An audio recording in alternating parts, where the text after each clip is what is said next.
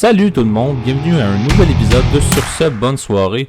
Aujourd'hui, on vous fait des commentaires sur le début de saison de la Ligue nationale de hockey qui a commencé le 9 octobre dernier et des nouvelles qui englobent la Ligue en ce moment.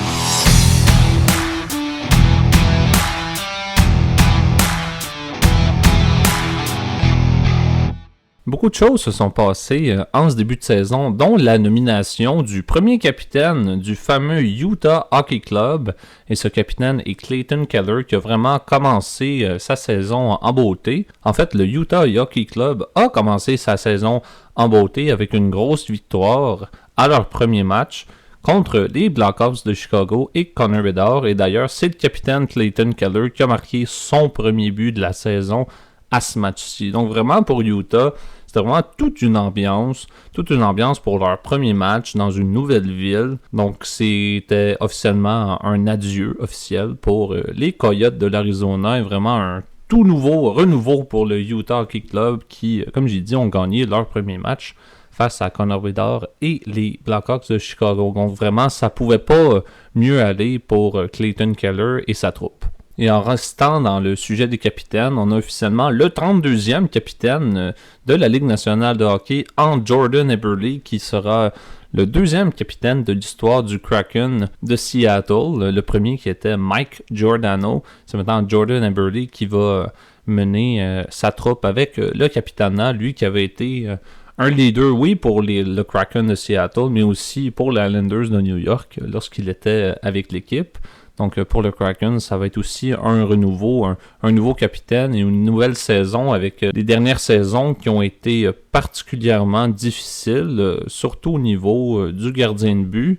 Mais on espère retrouver un peu les succès, surtout pour ce qui était des séries éliminatoires. On a quand même une victoire, une série remportée en fait pour le Kraken dans leur histoire. Donc on espère aller dans cette même direction cette saison-ci. Il a aussi eu des signatures des joueurs qui étaient en essai professionnel, dont Tyson Barrie, qui est maintenant avec les Flames. Moi, je trouve que c'est un bon move des Flames. On a vu hier que les Flames ont gagné en prolongation, donc ça ramène un peu d'énergie du côté défensif. Ça va aider beaucoup le gardien de but. Ensuite, il y a eu Tyler Pearson, ancien du Canadien de Montréal. Clairement, de son côté, ça a été très bien qu'il ait trouvé un spot avec les Golden Knights, parce qu'avec Montréal, ça allait pas trop bien, en espérant qu'avec les Golden Knights, ça va aller dans la bonne direction. Ensuite, il y a Kevin Labanc. Lui, c'est un peu une situation bizarre, parce que il a très bien fait en pré-saison avec les Devils, qui a scoré 6 buts, mais les Devils, ils l'ont pas voulu, même s'il a fait très bien en pré-saison, donc les Blue Jackets l'ont volé. Ils l'ont signé pour 1 an pour 775 000. C'est une belle acquisition au sein de l'équipe, ce qui apportera une belle profondeur. Ensuite, il y a eu Kailer Yamamoto qui a signé un contrat à 2 volets avec Utah. L'ancien capitaine du Canadien, Max Pacioretty, a signé un contrat de 1 an avec les Maple Leafs d'une valeur de 874 000 $, lui qui avait quand même bien fait pendant le camp d'entraînement. C'est une bonne acquisition, lui qui est encore capable de marquer des buts, dont un à son deuxième match contre les Devils en début de saison. En plus de Max Pacioretty, les Leafs ont aussi fait la signature de Steven Lawrence pour 1 an. Il va amener beaucoup d'expérience, lui qui a gagné la coupe avec les Panthers l'an dernier, lui aussi marqueur à son deuxième match face aux Devils en ce début de saison. Et finalement, Washington a offert un contrat d'1 an à Jacob Vrana, qui va venir ajouter la profondeur à une équipe qui tente de s'améliorer offensivement suite à la saison dernière. Allons-y maintenant des joueurs qui ont eu des prolongations de contrat. Le premier étant Nils Höglander, qui a signé 3 ans pour une valeur de 3 millions par année. Höglander qui peut être un bon joueur de 2e ou 3e trio pour les Canucks de Vancouver, qui ont amorcé leur saison un peu du mauvais pied, eux qui ont subi une défaite de 6-5 face aux Flames de Calgary le 9 octobre dernier. Défensivement, très difficile pour les Canucks, mais bon, avec une signature avec Höglander, offensivement, ça a assez de l'allure l'équipe. C'est vraiment défensivement qu'il va falloir se replacer. Pour le Kraken de Seattle, on a signé Joey Daccord, le gardien de but, 5 ans pour une valeur de 5 millions par année. Lui qui va être une formidable acquisition sur le long terme pour le Kraken. Eux qui ont besoin énormément de remplacements au niveau des gardiens de but, puisque c'est vraiment pas Philippe Grobauer qui va faire le boulot. Et on a pu le voir à une des premières parties de la saison. Le Kraken qui menait 2-0 face aux Blues de Saint-Louis. Et les Blues, d'ailleurs, avec la grande aide de Jordan Kyrou, qui a eu 2 buts à son premier match de l'année, ont remonté et les Blues ont gagné 3-2. Donc vraiment, Joey Daccord, je trouve que ça va être un contrat à long terme quand même assez formidable, qui peut être un méchant beau gardien de but quand il veut. Donc je pense qu'on va pouvoir céder vraiment la place de gardien numéro 1 dans les prochaines semaines, espérément, à Joey Daccord. Du côté de l'Est, on a 2 grosses extensions de contrat. Une première pour les Sénateurs d'Ottawa, Linus Ullmark, qui signe 4 ans pour une valeur de 8,25 millions par année.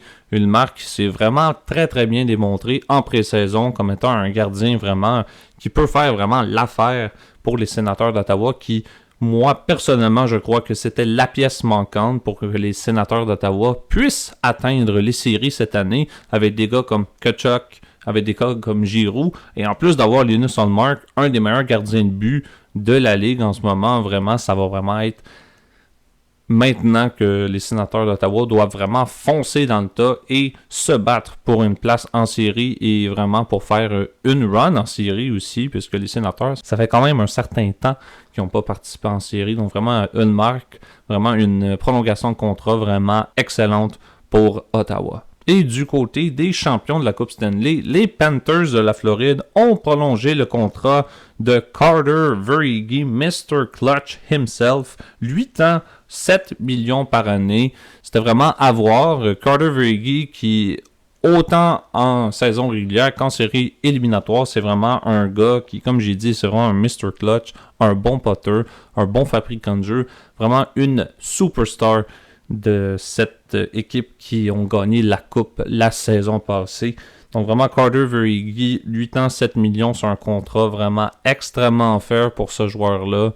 Ça va être vraiment un gros corps en Barkov, Verhaeghe, Tkachuk et Samuel Reinhart, qui lui aussi, le 1er juillet, avait signé à long terme avec les Panthers de la Floride. Donc vraiment, Carter Verhaeghe, une excellente prolongation de contrat, une excellente affaire. Les Panthers qui, encore une fois, s'envolent peut-être vers une 3e finale de la Coupe Stanley consécutive. Il y a eu aussi beaucoup de mouvements de personnel du côté de la Ligue nationale avant ce début de saison. Tout d'abord, Erik Brannstrom a été échangé par l'Avalanche du Colorado aux Canucks de Vancouver en retour de Tucker Poolman et d'un choix de 4e tour en 2025. Donc Erik Brannstrom qui va venir vraiment compléter une défensive du côté des Canucks qui, on a vu au premier match, a eu quand même assez de difficultés à contenir les Flames une fois que les Flames se sont mis dans le match. Donc ça va être intéressant de voir qu'est-ce que va être l'utilisation surtout d'Erik Brannstrom, qui est quand même un petit défenseur au niveau de l'Ouest. Du côté du ballottage maintenant, il y a aussi quelques joueurs qui ont changé d'adresse. Tout d'abord, John Ludwig qui est passé de Pittsburgh au Colorado. Il y a ensuite eu le gardien vétéran James Reimer, lui qui passe de Buffalo à Anaheim. Zach Aston Reese, lui, passe des Golden Knights de Vegas aux Blue Jackets de Columbus. Cole Schwind, lui, de Calgary à Vegas. Et pour les deux derniers, c'est un peu bizarre leur situation si on veut. Tout d'abord, Jiri Patera, lui, qui avait été acquis par le ballottage de Boston un peu plus tôt, a été ensuite mis au ballottage par Boston et acquis de nouveau par les Canucks de Vancouver. Donc, du côté de Patera, ça a été 3 équipes en l'espace de quelques jours. Et du côté de Raphaël Lavoie, lui, a été mis au ballottage par Edmonton et a été réclamé par Vegas pour ensuite être remis au ballottage par Vegas et être réclamé encore une fois par Edmonton. Et aujourd'hui, en date du 10 octobre, a été remis encore une fois au ballottage par Edmonton. Donc Raphaël Lavoie, on va voir si cette fois-ci il va réussir à passer le ballottage et rester dans l'organisation d'Edmonton qui semble vouloir quand même le garder puisqu'ils sont allés le rechercher après l'avoir mis au ballottage. Mais ça reste que pour un joueur, c'est quand même assez difficile de se faire mettre au ballottage, se faire réclamer, revenir, refaire un ballottage. Donc, pour la confiance de Raphaël Lavoie, ça peut être très difficile. Il y a une situation du côté des Sharks que j'aimerais discuter, c'est le fait que Askarov, le gardien qui a été acquis cet été par les Sharks des Prédateurs de Nashville, n'a pas réussi à faire l'équipe partante des Sharks cette saison. Il a été renvoyé dans la Ligue américaine. Et c'est quand même un peu bizarre, compte tenu des résultats que l'an dernier, les Sharks avaient au niveau des gardiens de but. Moi, j'avais l'impression qu'avec la transaction qui amenait Askarov à San Jose, Askarov avait déjà, disons, sa place dans l'équipe première. Peut-être pas comme gardien partant, mais au moins comme gardien réserviste. Mais finalement, Askarov va commencer dans la Ligue américaine et va devoir, encore une fois, avec une autre équipe, tenter de se tailler une place durant la saison avec les Sharks. Une autre situation unique cette saison, c'est le gardien des Golden Knights, Robin Lehner, qui reste 1 an à son contrat cette saison. Et puis la Ligue nationale et l'association des joueurs se sont entendus pour que le contrat de Robin Lehner soit payé, mais soit pas sur la masse salariale de Vegas cette saison. On se rappelle, Lehner n'avait pas été présent lors du début du camp d'entraînement où c'était requis et s'est pas présenté du tout du camp d'entraînement de Vegas. Donc, on a pris la décision du côté de Vegas, de la Ligue et de l'association des joueurs de payer quand même Lehner, mais ça ne sera pas retenu sur la masse salariale de Vegas. Donc, encore une fois, Vegas qui réussissent un petit tour de magie avec la masse salariale cette saison. Allons-y maintenant de 2 nouvelles un peu moins réjoyeuses, si on veut. Tout d'abord, le capitaine des Blue Jackets de Columbus, Boone Jenner, a été opéré à une épaule et devra rater 5 à 6 mois déjà en ce début de saison. Donc, c'est une autre triste nouvelle du côté de Columbus. Et ça va faire très mal de perdre un de leurs meilleurs joueurs et le leader de ce vestiaire en Boone Jenner. Et suite à l'ouragan Milton en Floride, samedi le 12 octobre, le Lightning de Tampa Bay a officiellement remis son match d'ouverture à une date ultérieure en raison de tous les dégâts qui se sont passés au niveau de la Floride. Donc on espère que pour les prochains matchs, ce sera possible de jouer du côté de Tampa Bay. Et on espère que tout le monde soit sain et sauf dans cette triste tragédie. Une nouvelle du côté des Red Wings de Détroit, leur gardien de but qu'ils ont acquéri pendant l'été, Jack Campbell, est entré dans le programme d'aide aux joueurs. Donc, pour des raisons de santé mentale et les performances de la saison passée, vu qu'il était avec Edmonton l'année passée, ont peut-être pesé sur sa conscience, si on veut.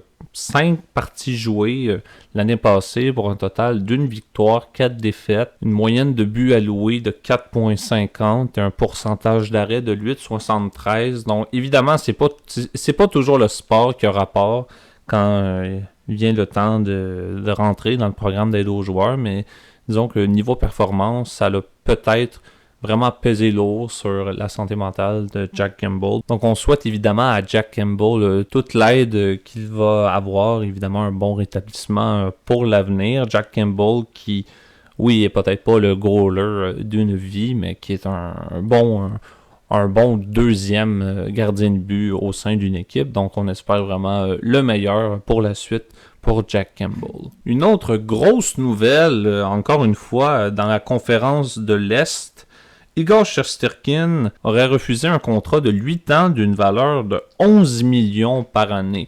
Pour vous donner une idée, Carey Price, qui est encore sous contrat pour le Canadien, a une valeur de 10 millions par année. En ce moment, il est le gardien de but dans l'histoire de la Ligue nationale de hockey le mieux payé de tous les temps. Donc, on a offert du côté de Shesterkin une opportunité d'être le gardien le mieux payé de l'histoire. Donc, d'une façon, ça s'accepte assez bien d'une part. Mais malheureusement, il a refusé l'offre. Donc, évidemment, Shesterkin, qui est potentiellement le meilleur gardien de but du circuit, Batman, en ce moment, quand même un jeu blanc à son premier match contre les Pingouins qui se sont fait complètement écraser 6-0 par les Rangers.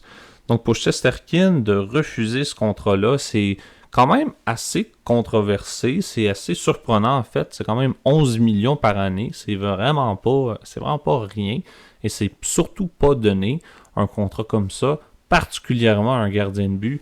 Donc évidemment, son jeu blanc a peut-être fait dire aux représentants de l'équipe que « Hey, regardez, je vaux beaucoup plus que ce que vous me donnez ». Est-ce qu'il vise un 12 millions? Ça m'étonnerait, c'est quand même extrêmement gros pour un gardien de but, 12 millions, mais on est rendu là. Dans la Ligue nationale de hockey, on a des gardiens de but qui vraiment marquent les esprits. Je pense tout d'abord à Sergei Bobrovsky qui a été particulièrement parfait presque pendant les séries éliminatoires et la conquête de la Coupe par les Panthères de la Floride. Donc, dans le cas de Shesterkin, est-ce qu'il va vouloir signer avec les Rangers? Je l'espère, parce que les Rangers ont vraiment besoin d'un gardien de but comme Shesterkin pour atteindre, oui, les séries, mais peut-être un jour atteindre la finale et gagner la Coupe Stanley. Ça a été l'objectif des Rangers pendant les dernières saisons, mais pendant les dernières années, évidemment. Mais est-ce que Shesterkin va vouloir aller explorer le marché des joueurs? Ça, c'est une question qu'il faut se poser en ce moment. Évidemment, on est encore le début de la saison, le 1er juillet 2025, c'est pas tout de suite. Oui, il est sur sa dernière année de contrat, mais est-ce que dans sa tête à lui, il se dit « Je ne veux pas continuer avec les Rangers de New York ». Ça serait une perte totale pour les Rangers de New York. Donc, je pense que les Rangers, dans ce cas-là, n'auront pas le choix de signer ce gars-là au prix qu'il veut, mais ça sera encore à voir. Donc, ça va être vraiment une histoire, une fameuse storyline de la Ligue, si on veut, qu'on va suivre, nous, de très près pendant la saison, parce que je sens que cette histoire n'est pas loin de se conclure, et ça va être vraiment intéressant de voir les prochains détails auprès de Igor Shesterkin et les Rangers. Passons maintenant à la plus grosse resignature de contrat de ce début de saison.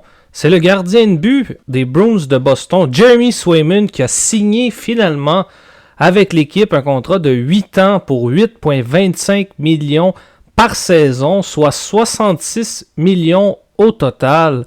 Une grosse signature pour les Bruins de Boston, mais ça a été un peu comme dans le cas de Igor Shesterkin, très très compliqué les négociations entre Swayman et les Bruins.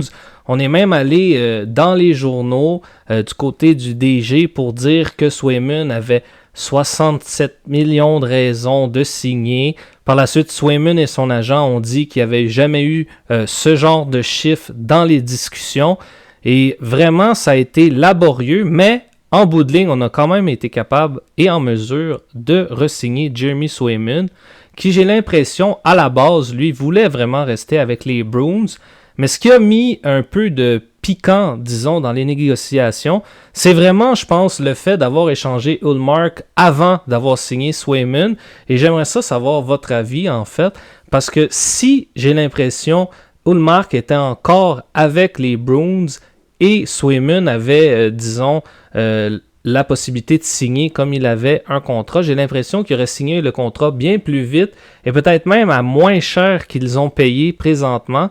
Mais vu que Ullmark était déjà parti et que Swayman était devenu, malgré lui, le nouveau gardien numéro 1, je pense que les Bruins n'avaient pas vraiment le choix d'aller vraiment dans le même sens que Jeremy Swayman. Pour les Bruins de Boston, je pense que signer Jeremy Swayman, particulièrement après avoir trade Linus Ullmark à un rival de division d'ailleurs, dans l'Est, dans la même division. Donc vraiment, ça a été un peu... disons que c'est... Pour les Bruins, très particulièrement, vu qu'on a échangé directement à Ottawa, qui est dans la même division, c'est un risque assez gros, en fait. Moi, si j'avais été Cam Neely ou les Bruins, j'aurais échangé dans une équipe de l'Ouest pour diminuer la compétition, si on veut. Mais ça, évidemment, c'est dans les mains des Bruins de faire cette décision-là. Je trouve pas que le Marc, je trouve que sa valeur a baissé. Si on l'avait échangé après qu'il ait gagné le trophée Vizina, je pense qu'il aurait pu avoir énormément de gros joueurs. Mais disons que pour l'Ouest, je trouve que ça aurait été bien d'échanger vers ces directions pour les Bruins. Donc, dans un premier temps, si Swayman avait refusé de signer après les propos un peu niaiseux, je dirais, de Cam Neely en conférence de presse, peut-être que l'agent de Swayman aurait dit « Mon client ne veut plus signer avec l'équipe. C'est un environnement qui est devenu toxique pour mon client. » Donc, nous partons. Jeremy Swayman, oui, était agent libre avec restriction, mais n'importe quelle équipe qui aurait voulu d'un goaler numéro 1 l'aurait signé, ça aurait été parfait. Jeremy Swayman est un goaler numéro 1 dans la Ligue nationale de hockey, et je pourrais même dire qu'il a un peu vécu sous l'ombre de Linus Ullmark lors de sa conquête du trophée Vizina. Pourtant, Swayman avait été extrêmement efficace lors de cette saison, parce que les Bruins avaient établi un record pour le plus de victoires en saison régulière de 1. Mais surtout, ce qui est le plus problématique, ce qui était en fait le plus problématique, c'est lorsqu'on est rentré en série éliminatoire contre les Panthers lors de leur première apparition au finale de la Coupe Stanley. Lorsqu'ils ont sorti les Bruins en 7 matchs, c'était pas Ullmark qui était vraiment la superstar pour ce qui est des gardiens de but. C'était Jeremy Swayman. Et pendant les séries qui viennent de passer, parce que les Panthers ont d'ailleurs gagné la Coupe Stanley, c'est pas Ullmark qui était le numéro 1, c'était Jeremy Swayman contre Toronto. Et Jeremy Swayman contre Toronto a été le X-Factor de l'équipe. Et c'est pour ça que les Bruins ont réussi malgré tout à vaincre les Maple Leafs en 7 matchs en overtime. Donc vraiment, Jeremy Swayman, est-ce que c'est un numéro 1? Oui. Est-ce qu'il mérite son 66 millions de contrat? Absolument. Je trouve que Jeremy Swayman, c'est l'avenir pour le poste numéro 1 de gardien de but au sein de l'équipe. On n'a pas vu un goaler aussi phénoménal depuis, je dirais, des gars comme Tuukka Rask ou des gars comme Tim Thomas. Normalement, Jeremy Swayman, c'est vraiment la personne qu'il faut entre les deux poteaux pour les Bruins de Boston, particulièrement si on veut aller en série cette année. En ce qui concerne le contrat de Jeremy Swayman, moi, à mon avis, je trouve ça très bien pour Jeremy Swayman parce que je trouve qu'il mérite bien sa place. On voit la saison dernière qu'il a bien gaulé, qu'il a bien emmené l'équipe en série aussi. Fait que moi, je trouve que niveau salarial, ça va bien que Jeremy Swayman, puis qu'il soit le gardien numéro 1, ça va très bien aussi. Puis du côté de Ullmark, on sait très bien qu'Ottawa cherchait un bon goaler pour les aider vers les séries éliminatoires. Et Ullmark, c'est un gardien très bon, qui partageait le filet avec Swayman. Il mérite sa chance d'être le gardien numéro 1 chez Ottawa parce que là, il va jouer plus de games avec Ottawa. Donc, il va vraiment prouver qu'il peut être un gardien numéro 1 lui aussi. Discutons maintenant de la pré-saison qui s'est déroulée récemment. C'était le fun parce que le hockey avait enfin commencé, mais sinon, j'ai trouvé ça hyper dégueulasse de la part des joueurs. On dirait que les joueurs voulaient s'entre-blesser. Oui, il peut y avoir un peu de bataille, c'est le fun, c'est la pré-saison, le hockey est revenu, mais de jouer comme ça, c'est un peu dangereux, quoique les matchs pré-saison, en plus, ça compte même pas. Fait que oui, ils profitent de jouer comme ça, mais je veux dire, ça vaut pas la peine d'aller blesser des joueurs en match pré-saison, comme par exemple Patrik Laine. Le genou à genou, ça n'a pas lieu d'être. On a perdu un bon joueur, puis ça n'avait pas lieu d'être, puis ça n'a rien donné de faire ça. Je vais encore prendre l'exemple de Patrik Laine. Le joueur qui a blessé Patrik Laine, c'est Cédric Paré, un joueur par rapport qui aura jamais une place dans la Ligue nationale. Donc encore une fois, ça a servi à rien. Puis à cause de tout ça, il y a eu des rumeurs, quoique ils veulent réduire les matchs pré-saison. Moi, je serais vraiment en accord avec le fait de réduire le nombre de matchs en pré-saison. Pour le moment, c'est 6 matchs pré-saison par équipe. Il y a même des équipes qui vont jouer des matchs pré-saison hors États-Unis. Donc vraiment, je pense que réduire les matchs pré-saison, ça va réduire le nombre aussi de blessures importantes dans les équipes. Chloé a dit Patrik Laine. Il y a aussi Drew Doughty qui s'est blessé du côté des Kings, entre autres. Donc vraiment, pour réduire le nombre de blessures aux joueurs importants, surtout que la plupart du temps, comme Chloé a dit, les joueurs qui blessent les autres, c'est des joueurs qui n'ont même pas leur place dans la Ligue nationale, qui n'auront probablement pas jamais leur place non plus. Donc c'est vraiment important, je pense, de réduire le nombre de matchs pour premièrement commencer peut-être la saison un peu plus tôt, que les joueurs qui vont jouer durant la saison régulière n'aient pas trop de matchs préparatoires, pas trop de casse-tête à se faire dans les pieds, parce qu'on sait les matchs préparatoires, c'est pas tous les joueurs de la formation qui jouent tout en même temps. Donc des fois c'est difficile. Donc vraiment, il faut vraiment falloir faire des changements du côté des pré-saisons.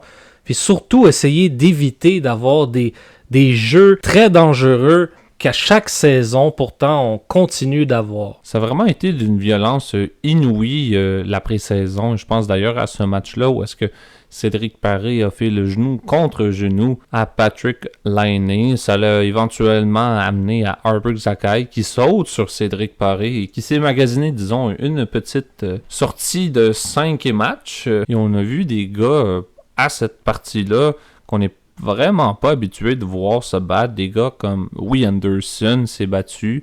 On est un peu plus habitué de le voir, mais des gars comme Slafkovsky, ça se bat pas nécessairement vraiment beaucoup. Là. Je pense que c'est la première fois qu'on voyait Slafkovsky se battre en carrière. Et dans un match préparatoire contre Ottawa, il y a un coup salaud contre Kirby Dach et Arbor Xhekaj est allé sortir le coude sur Tim Stützle, ce qui a valu une blessure. Donc on voit, il y a énormément de violence, mais vraiment pas pour des bonnes raisons. Arbor Xhekaj, oui, il y avait une grosse mise en échec sur Kirby Dach qui aurait pu le blesser, mais ça valait pas la peine pour un deuxième match préparatoire de suite se faire sortir un 5e match.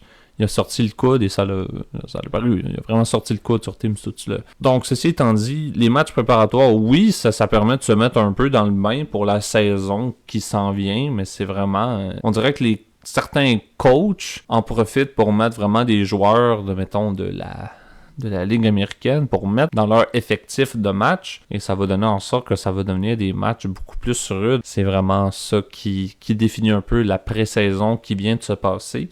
Et on espère à l'avenir que, en tout cas, moi, je suis vraiment partant pour réduire les matchs. 4 matchs de pré-saison avec n'importe quel effectif, mais que cette tension-là de tellement vouloir faire mal à l'autre équipe. On a perdu non seulement Patrick Laine, mais on a aussi perdu David Reinbacher pour une période de 4 à 6 mois. Donc, c'est vraiment dans ces contextes-là que la pré-saison peut parfois être pénible, mais il faut vivre avec. C'est pas quelque chose qui va disparaître, mais vraiment réduire ça à 4 matchs, c'est vraiment pas quelque chose que je serais prêt de refuser. C'était tout un début de saison qui a commencé le 8 octobre dernier. Premièrement, comme j'ai mentionné précédemment, un gros comeback des Blues qui gagnent leur premier match 3-2 contre le Kraken de Seattle. Les champions de la Coupe Stanley, les Panthers, ont complètement massacré les Bruins qui, eux, sont quand même revenus un peu dans le match, mais ont perdu malheureusement 6-4 contre les Panthers. Et le Utah Hockey Club gagne 5-2 face à Connor Bedard et les Blackhawks de Chicago en ce 8 octobre. Le lendemain, le 9 octobre, 5 gros matchs qui se sont passés. Canadiens contre Maple Leafs, un premier match au Centre Bell pour nos Canadiens. Et un gros but, le seul but de la game pour Cole Caulfield sur une grosse passe de Juraj Slafkovsky sur le power play, qui déjà le power play avait beaucoup de misère en pré-saison, mais on a vraiment commencé sur le bon pied pour Montréal qui gagne ce match-là 1-0. Samuel Montembeault, grosse performance de 48 arrêts sur les 48 tirs qui lui ont été accordés, dont un gros vol sur un tir d'Austin Matthews en fin de troisième période. Les Golden Knights de Vegas ont gagné 8-4 contre l'Avalanche. Les Golden Knights qui ont complètement dévoré l'Avalanche. Et même cas pour les Rangers, eux qui ont gagné 6-0 contre Sid the Kid et les Pingouins.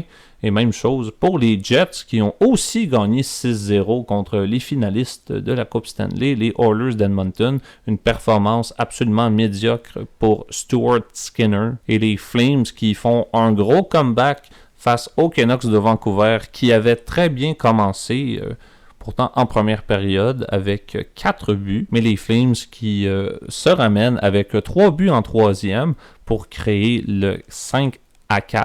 Et c'est JT Miller sur une grosse passe de Quinn Hughes qui va marquer sur un gros tir frappé, le 5e but des siens. Et c'est Connor Zary qui a absolument déculotté Philip Hronek pour marquer le premier but en overtime cette année. Les Flames qui remportent ce premier match pour eux cette année 6-5 contre les Canucks de Vancouver.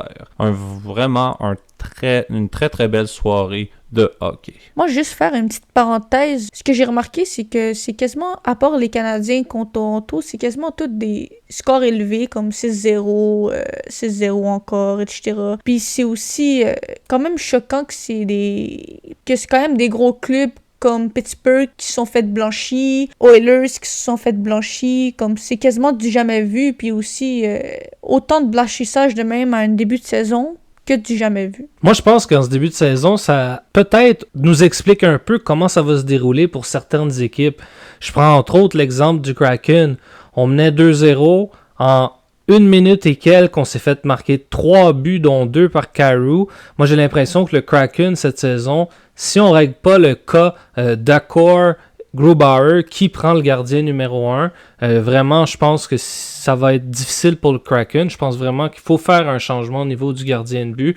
Il faut vraiment essayer de voir si c'est Joey Daccord qui vient de signer un gros contrat, comme on l'a dit un peu plus tôt, va être capable de prendre la place vraiment de gardien numéro 1 pour aider vraiment le Kraken avec ses arrêts. Du côté de Utah, moi je pense que cette saison, ça pourrait être une saison chamboulante pour toute l'organisation et l'équipe vraiment. On a quitté l'Arizona, on arrive dans une nouvelle ville. J'ai l'impression qu'avec justement le résultat de 5-2 au premier match d'ouverture devant une foule qui était vraiment excitée de voir une équipe de hockey, je pense vraiment qu'on peut faire des belles choses cette saison. Du côté d'Edmonton, je pense que c'est un peu comme Seattle. Moi, j'ai l'impression que cette saison, Stuart Skinner, on va voir un peu que ça va commencer à décliner. J'ai l'impression que la saison dernière, Skinner a une saison un peu chanceuse. Il y a eu des très bons résultats quand même, mais j'ai l'impression que cette saison, on va vraiment voir que Skinner est pas prêt d'être un gardien numéro 1, puis ça va faire vraiment mal aux Oilers d'Edmonton. Puis si on prend le cas des Flames, j'ai l'impression que comme Utah aussi un peu, peut-être que les Flames vont surprendre un peu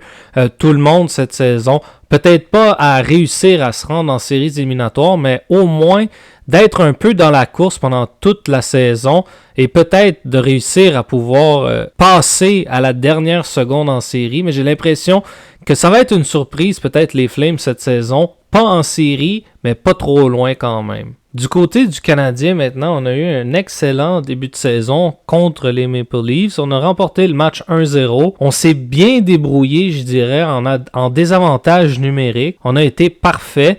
Puis en avantage numérique, on a enfin réussi à marquer un but après une pré-saison qui avait été quand même très difficile sur l'avantage numérique. C'est Caulfield qui a marqué, donc ça commence très bien pour lui. Défensivement, cependant, on a eu quand même assez de difficultés. Il y a eu extrêmement de tirs sur Samuel Montembeault, plus que 40 tirs à un premier match. Donc, il va vraiment falloir faire attention à ça dans les prochains matchs. Par contre, j'ai trouvé que au niveau de l'offensive, l'équipe en général, peut-être pas tous les joueurs, mais l'équipe en général, surtout Brendan Gallagher, avait extrêmement bien joué face aux Leafs. Beaucoup de chances de marquer. Stolarz a été très bon du côté des Leafs, il faut le souligner quand même. Mais un bon début de saison pour le Canadien avec une première victoire. Par la suite, ça s'est gâté un peu au deuxième match face à Boston. C'est une défaite de 6-4. Et vraiment, l'histoire du match, c'est les tirs en hauteur face à Caden Primo qui l'ont battu 3 fois dans le match. Donc vraiment, les Bruins ont réussi à prendre tout l'espace sur la patinoire et vraiment exploiter toutes les faiblesses de Caden Primo qui semble vraiment chancelant en début de saison. 6 buts accordés dans le premier match. Faut dire que le 6e, ça a été dévié par le bâton de Barron. Mais comme dans le premier match contre Toronto, encore une fois, niveau défensif, il va vraiment falloir se resserrer. Ça a été un match, je dirais, en 2 temps pour les Nutsun. Une très bonne première période, mais ça a été plus difficile en milieu de deuxième et troisième période où plusieurs fois même, je dirais, il a été pris hors position quelques fois. C'est encore une fois, par exemple, un fort match. 2 buts pour Brendan Gallagher, 1 but pour Josh Anderson. Cole Caulfield avec son 2e aussi de la saison. 2 passes pour les Nutsun en première période aussi. Donc, globalement, niveau attaque, le Canadien semble vraiment être en appétit en ce début de saison. Mais il faut vraiment resserrer en défensive. J'ai l'impression qu'avec la performance de Justin Barron dans les 2 premiers matchs de la saison, ça pourrait être un joueur qui risquerait peut-être d'aller sur le banc prochainement et peut-être de voir un nouveau défenseur arriver. On sait que Jayden Struble est blessé pour l'instant. J'ai l'impression que dès que Struble est disponible, Justin Barron va retrouver la galerie de presse parce que c'est 2 matchs quand même assez difficiles en ce début de saison pour lui. Allons-y de quelques prédictions pour la saison. Premièrement, allons-y pour les deux équipes qui vont gagner la conférence de l'Est et de l'Ouest. Selon moi, pour l'Est, je vais aller avec les gagnants de la Coupe Stanley, les Panthers. J'ai regardé leur match du 9 octobre. Puis honnêtement, je trouve qu'ils ont encore une bonne équipe. Une équipe qui est built up au niveau de l'attaque, au niveau de la défensive et un bon goaler. Sergei Bobrovsky. Honnêtement, je trouve qu'ils vont encore bien faire, puis je pense même qu'ils vont peut-être même se rendre en finale encore. Sinon, pour l'Ouest, même s'ils ont perdu en ce 9 octobre, je vais aller avec Vancouver pareil, parce que, comme j'ai dit, j'ai regardé le match, puis je trouve qu'ils avaient une très bonne stratégie. Le gros JT Miller qui joue extrêmement bien. Fait que moi, je vais aller avec ces deux équipes-là. Pour ma part, je pense que ceux qui vont gagner la conférence de l'Est cette année, ça va encore être les Rangers de New York. Ils ont encore une équipe extrêmement bâtie pour vraiment montrer leur place comme étant vraiment des gros contenders, encore une fois, pour la Coupe Stanley. Et pour l'Ouest, je vais y aller des Oilers d'Edmonton. Oui, une défaite de 6-0 face aux Jets, mais on ne sait jamais comment cette équipe-là peut remonter, un peu comme l'année passée. Donc, on verra comment ça se passe du côté de McDavid et les Oilers. Moi, de mon côté, du côté de l'Est, je suis un peu indécis. J'ai vraiment envie de penser que les Devils, avec toutes les acquisitions et surtout l'acquisition de Markstrom, vont être capables d'upset un peu l'Est et de finir premier de la division. Mais quand même, je pense vraiment que, comme Jay a dit, les Rangers vont encore être capables de régner sur la division de l'Est comme l'an dernier. Il n'y a pas eu trop de changements au niveau des joueurs importants. Et vraiment, avec le premier match qu'on a vu face aux Pingouins, une victoire de 6-0, je pense vraiment que les Rangers sont encore en voie de dominer la Ligue nationale cette saison. J'ai quand même l'impression que les Panthers de la Floride sont pas trop loin des Rangers dans la course pour le titre de l'Est. J'ai l'impression que les Panthers sont encore capables de se rendre en séries éliminatoires et même de compétitionner peut-être encore pour la Coupe Stanley. Il y a eu quelques changements du côté des Panthers, la perte de Montour, c'est sûr, mais je pense vraiment qu'avec les acquisitions qu'on a eues durant l'été et les joueurs déjà établis, on a encore l'équipe pour se rendre très loin et même pour gagner cette saison. Du côté de l'Ouest, j'ai vraiment envie de dire que les Golden Knights de Vegas vont remporter l'Ouest cette saison. Beaucoup de départs, beaucoup d'arrivées aussi. C'est une équipe qui, à chaque saison, veut vraiment aller le plus loin possible. Il a toujours l'objectif de gagner la Coupe Stanley à chaque saison. Noah Hanifin maintenant en défensive. On a Thomas Hertel qui est là en attaque. Jack Eichel en santé. Un Mark Stone en santé. Oui, on a perdu Marchessault et Stevenson. Ça va faire mal quand même. Mais on a encore beaucoup de profondeur. De très bons joueurs en défensive. Le seul hic un peu du côté des Golden Knights pour moi, c'est devant le filet avec Aiden Hill et Ilya Samsonov. Mais si on est capable de tenir le fort, vraiment, j'ai l'impression que les Golden Knights peuvent remporter la conférence de l'Ouest cette saison. Allons-y maintenant des équipes qui vont surprendre cette saison. Dans mon cas, je vais mettre mon argent sur le Utah Hockey Club, qui ont d'ailleurs gagné leur deuxième match face aux Islanders en overtime. Gunter, qui est le premier scoreur en overtime pour le Utah Hockey Club, quand même intéressant de le mentionner. Il y a aussi le premier but d'ailleurs de l'histoire de l'équipe.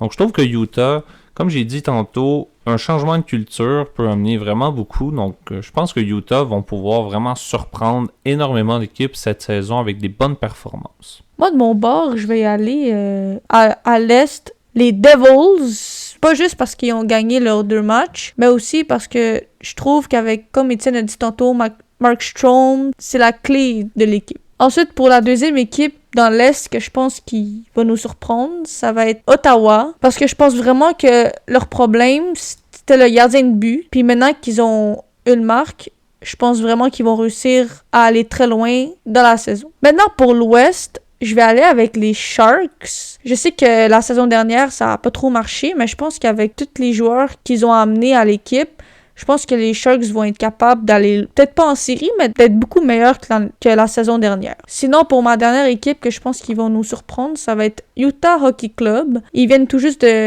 en ce 10 octobre, ils viennent tout juste de gagner en prolongation contre les Islanders. Ça n'a pas trop rapport parce que ça fait juste 2 matchs, mais je trouve que l'atmosphère, nouvelle aréna, nouveau terrain, nouvelle patinoire, je pense que ça a tout changé, puis c'est enfin une place qui sont toutes confortables à jouer. Moi, je dirais que dans l'Est, j'ai l'impression que les Sénateurs d'Ottawa, cette saison, vont vraiment avoir une saison revigorée, vraiment de succès, avec entre autres l'arrivée, comme Chloé a dit, de Ullmark, mais j'ai l'impression aussi que Brady Tkachuk, Tim Stützle, ils ont vraiment beaucoup pris d'expérience dans ces dernières saisons où ça a été vraiment plus difficile. Il y a eu quelques arrivées. On a amené un vétéran, David Perron, champion de la Coupe Stanley, beaucoup d'expérience en série. Ullmark, quand même beaucoup d'expérience en série. Il s'est pas rendu très loin, mais participé aux séries souvent, gagné le Vézina, vient de signer un gros contrat de 4 ans. Donc vraiment, ça nous confirme que les Sénateurs misent le tout sur le tout avec Ullmark. C'est vraiment Ullmark ou rien. Et il faut le rappeler, les Sénateurs, ça fait beaucoup de gardiens en quelques saisons. Donc il faut vraiment espérer qu'Ullmark soit le même gardien qui était avec Boston. Et je pense vraiment que Ottawa, cette saison, pour moi, je pense qu'ils vont être capables de participer aux séries éliminatoires. Du côté de ma deuxième équipe de l'Est, pour moi, c'est pas tant une équipe qui va surprendre. Je pense que on sait déjà que cette équipe-là a beaucoup de talent, beaucoup de potentiel. C'est vraiment tous les changements qu'ils ont amenés avec la saison dernière qui a été difficile. Moi, je pense que les Devils du New Jersey cette saison vont remontrer à tout le monde que l'équipe est une puissance avec des gros joueurs comme Jack Hughes, Dougie Hamilton et l'arrivée de Markstrom. La saison dernière, ça a été très difficile, surtout devant le filet. On a réglé le problème cet été. On a amené un nouveau coach en Sheldon Keefe. On a ramené quelques joueurs, échangé quelques joueurs durant l'été. Donc, j'ai vraiment l'impression que les Devils, cette saison, vont pouvoir être au top de la ligue. Ma troisième équipe dans l'Est, le Canadien de Montréal, j'ai pas l'impression qu'on va réussir à faire les séries cette saison. Mais avec des performances qu'on a vues dans les 2 premiers matchs, dans le premier match, ça a été un bon match défensif en général. Et dans le deuxième match, un très mauvais match défensif, un bon match offensif. Donc, j'ai l'impression que le Canadien pourrait être une équipe qui serait possiblement en mesure de compétitionner peut-être pour une place en série, peut-être durant la saison. J'ai l'impression qu'on va être à court encore une fois. Mais ça va juste nous prouver que pour le futur, on s'en va très bien. Du côté de l'Ouest maintenant, quelques équipes qui, je pense, selon moi, vont surprendre cette saison. Tout d'abord, le Wild du Minnesota. J'ai l'impression que cette saison, ça va être vraiment une saison. On va se ressaisir au niveau de l'effectif et au niveau vraiment des performances. J'ai l'impression que le Wild pourrait finir dans le top de la ligue cette saison. Beaucoup de gros joueurs dans l'équipe et beaucoup de joueurs aussi d'expérience.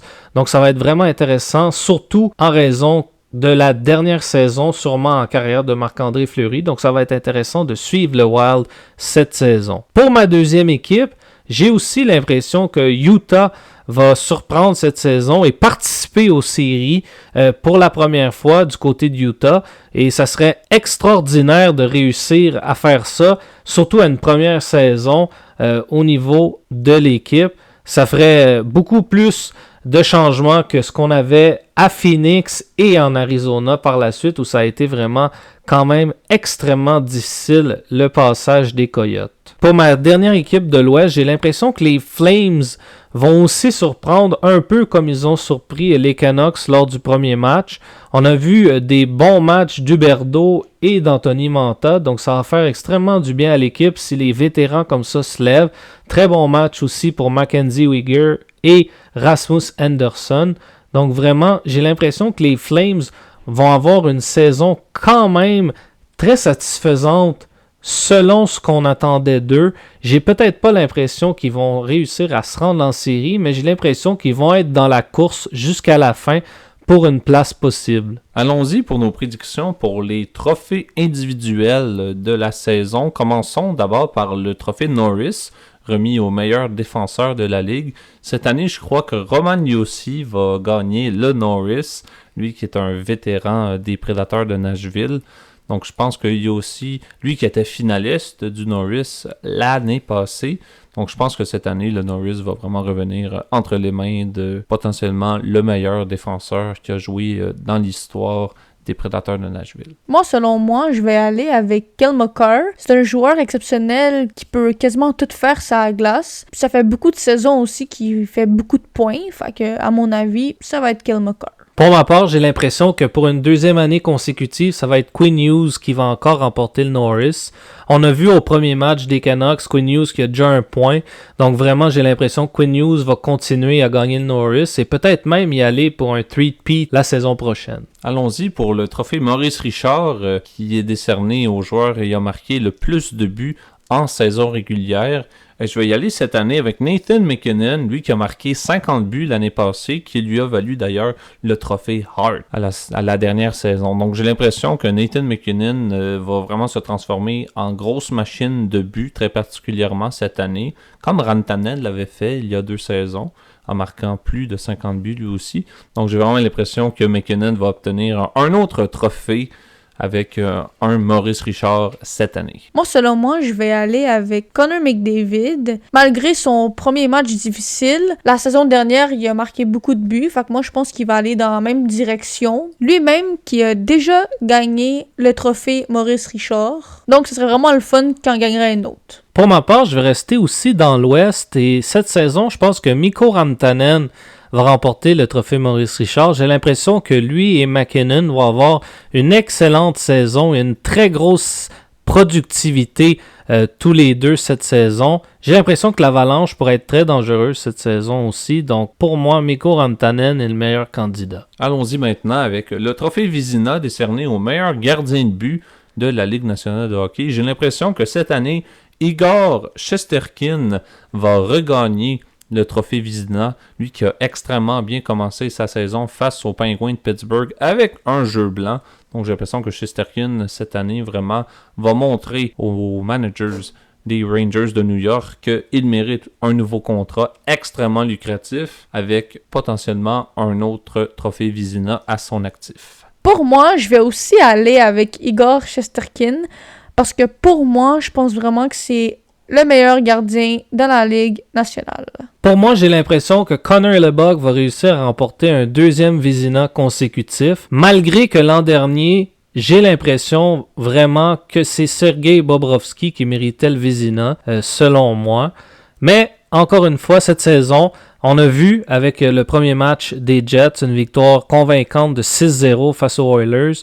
Donc, Connor Hellebuyck, pour moi, encore une fois, va réussir à remporter le Vizina et va connaître une excellente saison et possiblement se reprendre de ses mauvaises séries l'an dernier. Allons-y maintenant avec le trophée Calder remis à la recrue de l'année et j'ai vraiment l'impression que Macklin Celebrini va obtenir ce trophée, lui qui a marqué son premier but en carrière à son premier match face aux Blues de Saint-Louis, à domicile en plus. Donc j'ai l'impression que Celebrini peut vraiment ramener une étincelle d'espoir aux Sharks cette année. Pour moi, je vais aller du même choix de G. Clairement, ça n'a pas été le premier choix au repêchage pour rien. Je pense que unanimement, on va dire que le Calder va aller à Celebrini. Déjà un premier but à son premier match, un très beau spinorama qui a dévié sur le défenseur, mais quand même un très beau mouvement de sa part. Et je pense vraiment que Celebrini va vraiment démontrer qu'il est au niveau quand même de Connor Bedard, qui était le premier choix la saison dernière. Allons-y maintenant avec le trophée Art Ross, remis au joueur qui a marqué le plus de points en saison régulière. Et je vais y aller cette année avec Nathan MacKinnon, lui qui avait gagné l'année passée le Hart et le Ted Lindsay. J'ai l'impression qu'en plus de ces deux trophées-là, il va pouvoir ajouter le Art Ross à son actif. Lui qui est un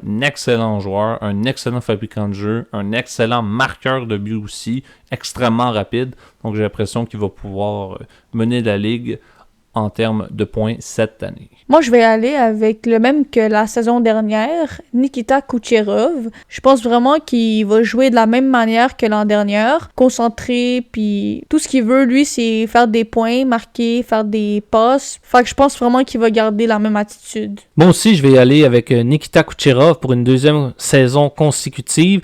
Même s'il y a eu la perte de Steven Stamkos, j'ai l'impression que Kucherov va être encore capable d'amasser beaucoup de points. C'est un joueur spectaculaire qui mérite vraiment tout le respect qu'il se doit. L'année passée, ça a été dur, surtout avec sa présence au match des étoiles où vraiment son attitude a été, disons, pas trop aimée de tout le monde. Mais quand même, c'est un des meilleurs joueurs de la ligue. Il l'a prouvé la saison dernière en remportant justement le Hart Ross et j'ai l'impression qu'encore une fois cette saison, ça va s'accomplir pour lui. Et allons-y avec le dernier trophée, le plus prestigieux des trophées, le trophée Hart. Et cette année, je vais y aller un peu plus différent. Igor Shesterkin remportera le trophée Hart. Il va avoir une saison absolument majestueuse, une des meilleures saisons qu'un goaler des Rangers aura connue. Donc j'espère vraiment que Shesterkin prouvera encore une fois qu'il est vraiment, c'est lui le meilleur gardien de but. Et j'espère qu'il pourra Il a déjà été nommé pour le trophée Hart il y a quelques saisons lorsqu'il avait gagné le Vizina. Donc j'espère vraiment que cette année, il va pouvoir prouver à tout le monde que c'est lui le numéro 1 de la Ligue. Moi, à mon avis, je vais aller avec Austin Matthews. Lui qui marque le plus de buts, je pense qu'il va essayer de montrer qu'il est aussi le meilleur joueur de la LNH. Pour moi, j'ai l'impression que Kucherov va faire un doublé cette saison. J'ai l'impression que le Lightning va vraiment surprendre cette saison et Kucherov va connaître une des meilleures saisons de sa carrière, malgré que la saison dernière, niveau points, c'est probablement la meilleure saison qu'il va connaître, à moins vraiment de pulvériser encore ses propres records. Mais j'ai encore l'impression cette saison qu'il va dominer la Ligue. Pour moi, la saison dernière, il aurait dû remporter et le Hart Ross et le Hart.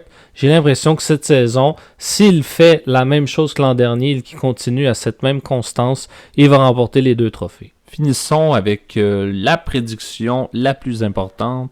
Qui gagnera la Coupe Stanley cette année? Encore une fois, avec leur grosse victoire la saison dernière, je vais y aller avec les Panthers de la Floride. Bobrovsky est toujours magnifique au niveau des buts. On a signé à long terme Verhaeghe, Reinhart, on a encore Barkov. Tkachuk fait des très belles choses depuis son arrivée avec les Panthers, depuis qu'il a été changé contre Huberdeau et Mackenzie Weegar.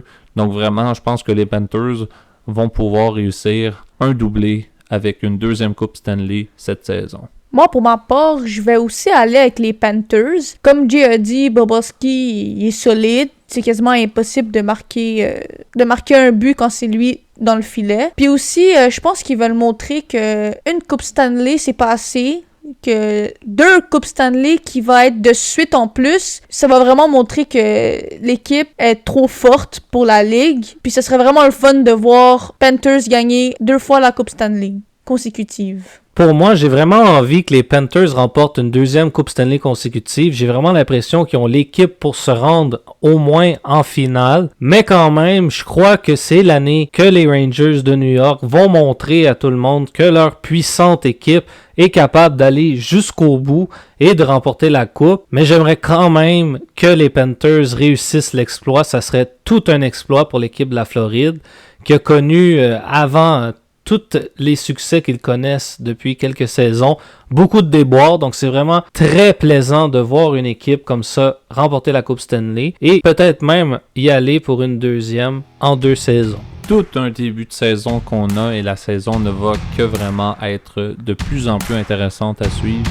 Merci beaucoup tout le monde encore pour votre écoute. J'espère comme à l'habitude qu'on vous a instruit autant que diverti et on se revoit la semaine prochaine pour un nouvel épisode.